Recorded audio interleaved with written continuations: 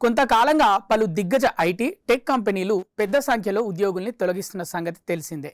ప్రధానంగా కంపెనీల కార్యకలాపాల్లో ఏఐ వినియోగాన్ని పెంచేందుకు, ఇతర ఖర్చుల్ని తగ్గించుకునేందుకు ఉద్యోగుల్ని తొలగిస్తున్నాయి. Amazon, Meta, Microsoft, Accenture, UPS, Morgan Stanley ఇలా ఎన్నో కంపెనీలు ఇటీవల లేఆఫ్స్ విధించాయి. ఇప్పుడు మరో టెక్ దిగ్గజం ఈ లిస్టులో చేరింది. అదే అమెరికా ప్రధాన కేంద్రంగా cloud engineering systems, database software వంటి సర్వీసుల్ని అందిస్తున్న టెక్ దిగ్గజం ఒరాకిల్.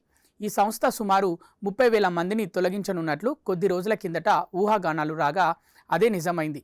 ఒక్కసారిగా ప్రపంచవ్యాప్తంగా ఏకంగా 30,000 మంది తమ సిబ్బందిని తొలగిస్తున్నట్లు ప్రకటించింది.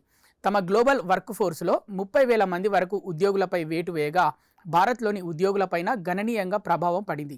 ఇక్కడే సుమారు 12,000 మందిని తొలగించినట్లు సమాచారం. వీరిలో చాలామందికి ఎలాంటి ముందస్తు నోటీసులు, సమాచారం లేకుండానే తొలగించిందని తెలుస్తోంది. ఉదయం 5 నుంచి 6 గంటల సమయంలోనే చాలామందికి ఈమెయిల్ ద్వారా టెర్మినేషన్ లెటర్స్ పంపించి తక్షణమే తొలగింపు అమల్లోకి వస్తుందని ప్రకటించిందని పలు ఆంగ్ల మీడియాలు నివేదిస్తున్నాయి. ఎక్కువగా ఒరాకిల్ కంప్యూటింగ్ బిజినెస్ సెగ్మెంట్లో ఉద్యోగులపై ప్రభావం పడినట్లు భావిస్తున్నారు. అమెరికా సహా ఇండియా, మెక్సికోలోని ఉద్యోగులు ఎక్కువగా ప్రభావితమయ్యారు.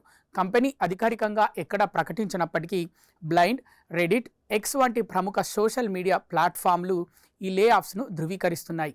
బాధిత ఉద్యోగులు కూడా తమ లేఆఫ్స్ గురించి వీటిల్లో గోడు వెళ్లబోసుకుంటున్నట్లు తెలిసింది. భారత్లో ఒరాకిల్ ఉద్యోగులు సుమారు 30,000 మంది వరకు ఉండగా ఇందులో సుమారు 40% వరకు ఉద్యోగుల్ని తొలగించడం ఆందోళన కలిగిస్తోంది.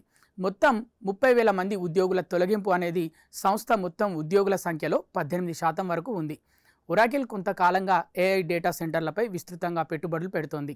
ఈ క్రమంలోనే అందుకోసం నిధులు సమకూర్చుకోవడంలో భాగంగానే పెద్ద సంఖ్యలో ఉద్యోగుల్ని తొలగిస్తున్నట్లు తెలుస్తోంది. ఇదే ఏఐ వినియోగాన్ని పెంచేందుకు అమెజాన్ జనవరిలో సుమారు 12,000 మందికి పైగా ఉద్యోగుల్ని తొలగిస్తున్నట్లు ప్రకటించగా మెటాలో ఈ సంఖ్య 16,000 మంది వరకు ఉన్నట్లు సమాచారం.